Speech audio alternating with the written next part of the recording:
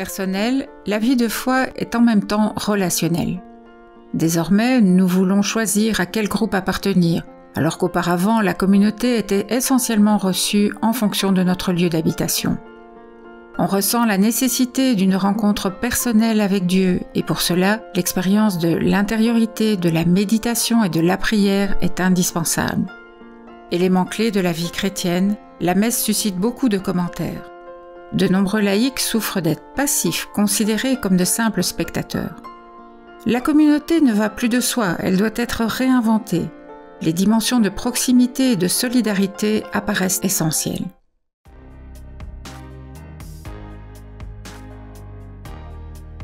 Trouver des moyens d'accompagnement spirituel et multiplier les occasions de partage afin d'aider les chrétiens à mieux se connaître eux-mêmes et leurs prochains. Créer de petits groupes d'enracinement spirituel ou des groupes de partage de vie et d'évangile. Encourager le sacrement de réconciliation qui permet de se redécouvrir pardonné et aimé de Dieu et ainsi d'être remis debout. Pendant l'Eucharistie, soigner l'homélie.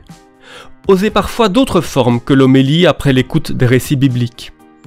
Prendre en considération les enfants, y compris les tout-petits, et les adolescents. Veiller à ce que toute l'assemblée puisse chanter des chants qui ont du sens pour elle. Favoriser l'accès à l'intériorité.